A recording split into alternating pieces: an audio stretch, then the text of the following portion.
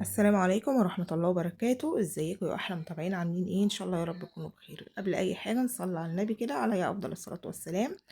يا ريت اللي بيشوفني هنا على التيك توك، انا ليا صفحة على اليوتيوب باسم فاطمة الظابط، يا ريت يشرفني ويشترك هناك. واللي بيشوفني على اليوتيوب يعمل لي لايك وسبسكرايب للقناة. النهاردة هنعمل التسبيكة بتاعة المحشي. انا هنا قدامكم اهوت قطعت البصل واحمر معايا. انزلي بقى بايه؟ بشوية بهارات كده، كزبرة، فلفل اسود، شوية كمون، حمريهم حلو مع البصل. يعني اول بصل ما يخش كده على التحمير صدقيني هتشم ريحة خرافية. لو في قرن بردك سبايسي فلفل ممكن تحطيه مع البصل كده وهو داخل على التحمير. هنا نزلت بمرق الدجاج، اللي حابب يحط واللي مش حابب ما يحطش عادي. بس انا بقى كنت ضاربة فلفل مع الطماطم، عشان كده انا محطتش هنا فلفل احمر سبايسي الموجود عندك يعني، رومي. هنا اديت تقلبتين تلاتة كده للبهارات لما حطيتها مع البصل، صدقيني قلبت ريحة الشقة.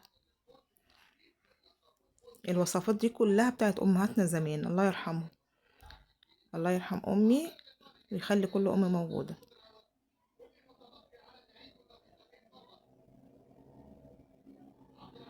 هنا بقى انا كنت ضربت الطماطم بالايه، بقرن الفلفل الاحمر. انتوا عارفين طبعا الطماطم انا بعملها ازاي، بديها غلوتين كده قبل ما بضربها الاول، بديها غلوتين كده على البوتاجاز. بس بتبقى قوامها عامل ازاي ولونها عامل ازاي، وبتبقى يعني بتنجز معاكي الوقت، تسبك على طول. طبعا المحشي عايز ايه؟ عايز زيت كتير وعايز بصل كتير، هتلاقي نتيجة حلوة يعني.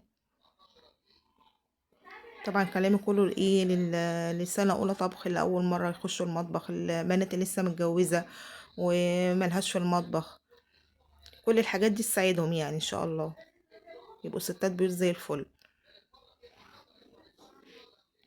هنا بقى نزلت بقية البهارات يعني، اللي هو الفلفل والكمون، كتر الكزبرة، شوية شوية ملح، شوية سكر طبعا.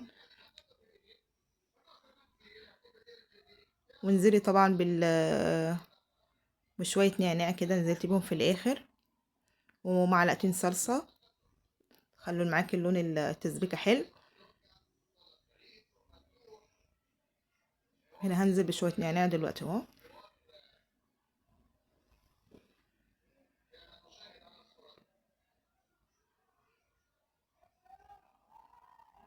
افركيهم على ايدي كده، حطيهم بيدوا برضك طعم حلو قوي. ده بالنسبة للمحشي اللي هو الكرنب، حط عليه نعناع. هنا بقى غسلت الرز اهو، التسبيكة بقت تمام التمام اهي، سبكت. حطي بقى الرز تغسليه، حط عليه التسبيكة. في ناس بتحب تحط الرز على التسبيكة وتديها كده تقليبتين تشويحتين كده تلاتة، لكن انا بحب اعمله كده، وكل شيخ وليه طريقة يعني، وكده حلو وكده حلو. تحطي بقى الكزبرة والخضرة بتاعت المحشي، كزبرة وشبت. قلبي، لو محتاجة صلصة تاني هتحطي صلصة يعني، تشوفي مقدار ايديكي كده.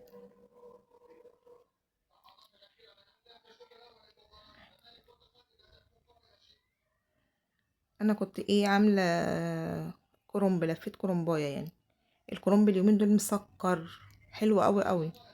الحقي كده اعملي لك احشيلك كده حلة قبل ما يخلص. الكرنب اللي في السوق دوت اللي هو كرنب السبعيني، حلو، ورقه تخين شوية بس مسكر حلو يعني، هو مش بط. احنا البلدي اللي كنت شايلاه في التلاجة طبعا خلصناه كله في رمضان. التفريزات في رمضان بتفرق فعلا. هنا اهو كنت انا بقى خلصت حطيت يعني الحلة اهي، وبدأت احشي اهو المحشي.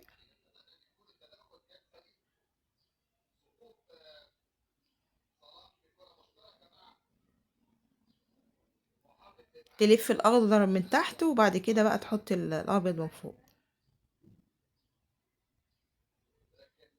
والله كانت حلة كرنب ليها العجب، جميلة ما شاء الله عليها.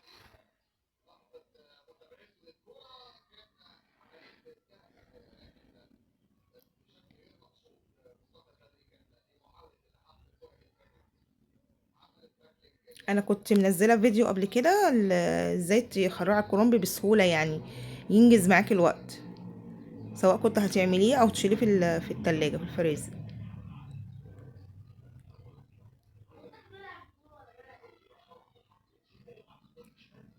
لان التقطيعه دي يعني بصراحه بتنجز معايا بكل سهوله.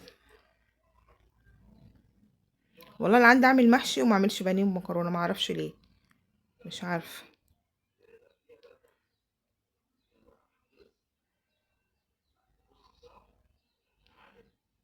انا بوري البنات ازاي بيتلف صباع المحشي، البنات اللي هي لسه بتتعلم الطبخ جديد.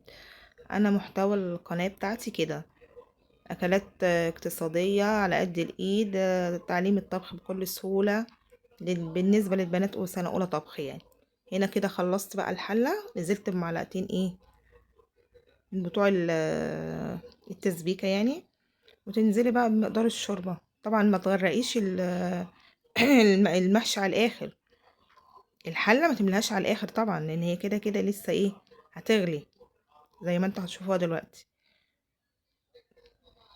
لان العقد ده برضك بتاع المحشي بتاخدي وقت على ما على ما تتعلميه. وتحطي بقى هنا ايه معلقتين برضك عشان يديك الحمار الحلو ده. تمام كده. وهنا كده خلاص كان غلي،